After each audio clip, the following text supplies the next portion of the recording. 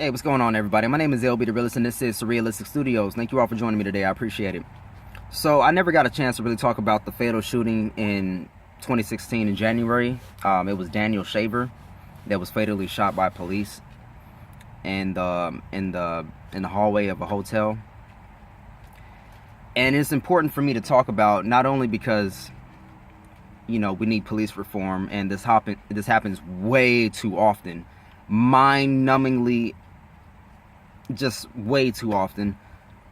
It's the fact that he was a Caucasian man. He was white. So this is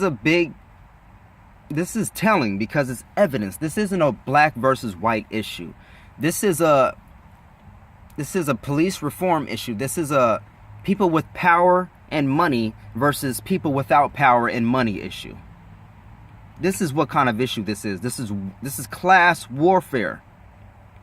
Literally, people with money are hiring private contractors and police officers to go bash their heads in and to kill people without money, to kill regular ass people,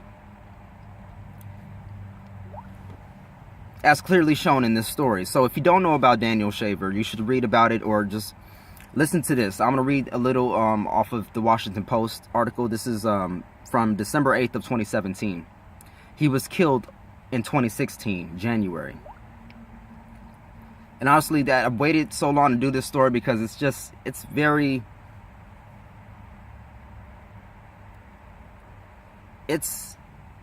a hard one for me. It's a very hard one. It's crazy. It's too much. So after the officer involved was acquitted of second-degree murder charges, officials in Arizona publicly released graphic video of showing Daniel Shaver crawling on his hands and knees and begging for his life in the moments before he was shot and killed by police in January 2016. Shaver died in one of at least 963 fatal police shootings in 2016. 963 fatal police shootings in 2016, according to a Washington Post database. And his death was one of an increasing number of such shootings to prompt criminal charges in the past since the 2014 protests in Ferguson, Missouri, following the death of Michael Brown. Yet charges remain rare and convictions even more so. The shooting by Philip Mitch Brailsford, then an officer with the Mesa Police Department, occurred after officers responded to a call about a man allegedly pointing a rifle out of the 5th floor window at a La Quinta Inn.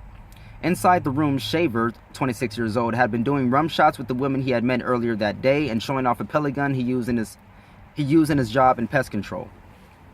The graphic video recorded by Brailsford's body camera shows Shaver and the woman exciting in the hotel room and immediately complying with the commands from multiple officers. The video was shown in court during the trial, but it was released to the public after jurors acquitted Brailsford on Thursday. Who the fuck were these jurors?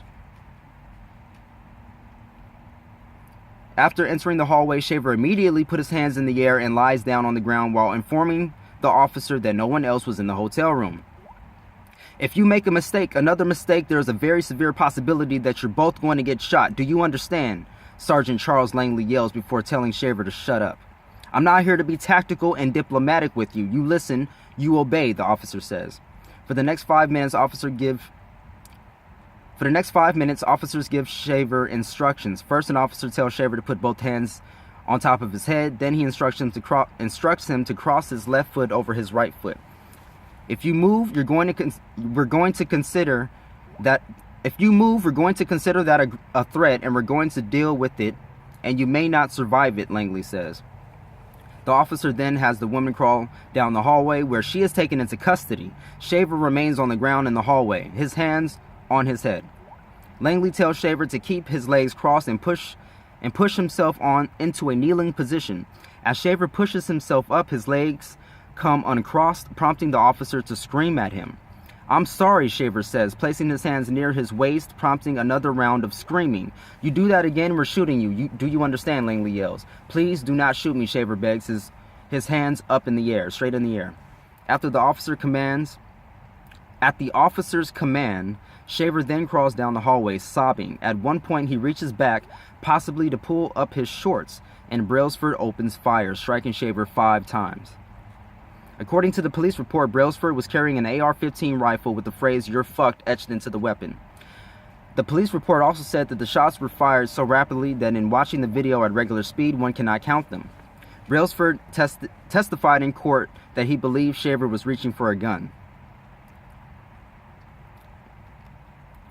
If this situation happened exactly as it did that time, I would have done the same thing, Brailsford said during the trial. I believed 100% he was reaching for a gun.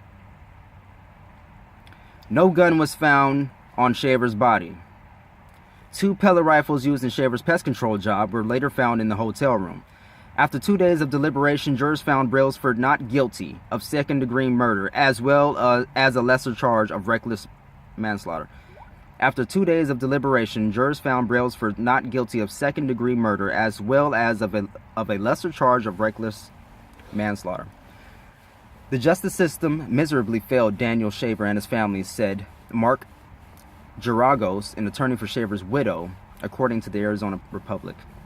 Attorneys for the officer had petitioned to keep the video from being released, and a judge agreed to block its release to the public until after the trial had concluded. Brailsford attorney Mike Picaretta told the Post in a previous interview that he thinks the body camera footage clears his client. It demonstrates that the officer had to make a split-second decision when Shaver moved his hand towards the small of his back after being advised that if he did, he'd be shot, Picaretta told the Post in 2016.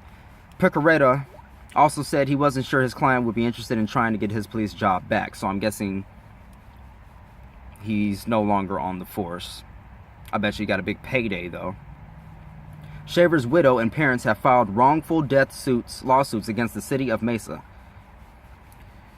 I'm sorry for stumbling through this. I really don't even have the words to describe how I'm feeling right now. It's beyond being pissed. It's beyond. I got a line in one of my songs in this mixtape that I'm dropping this year. For those of you who don't know, I'm dropping a mixtape this year, rap and hip hop, whatever you want to call it. And it says, I'm sick and tired of being sick and tired of being sick and tired.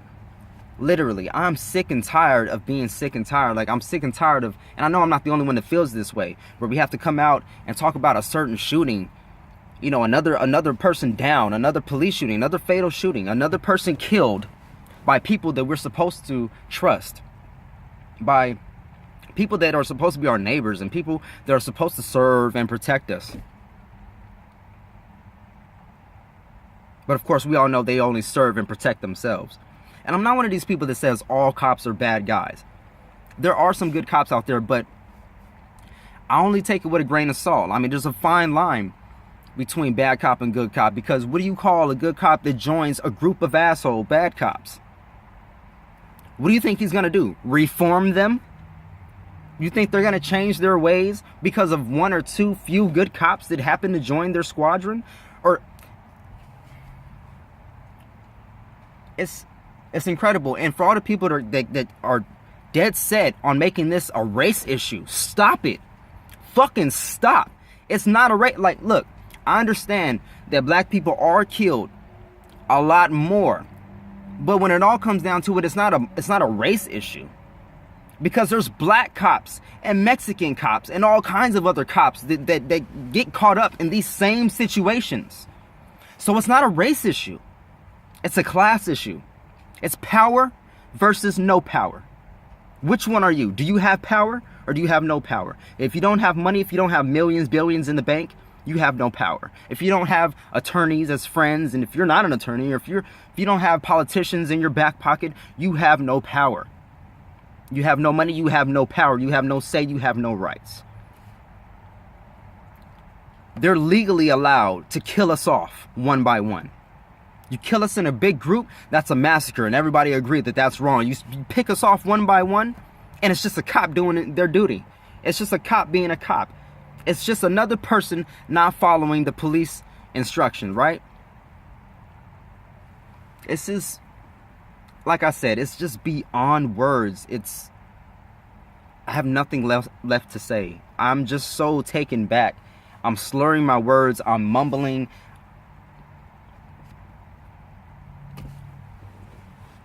Enough is enough.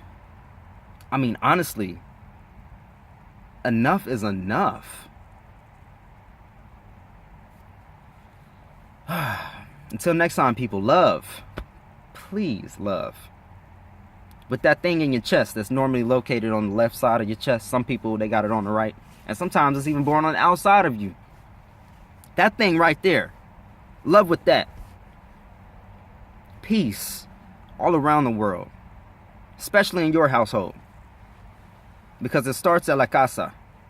Raising your kids right. Teaching them what's bad and what's good. Teaching them right from wrong. Teaching them to have empathy and to love people. And not money and not things. But people. And keep spreading that light, y'all. Until next time. I'm out.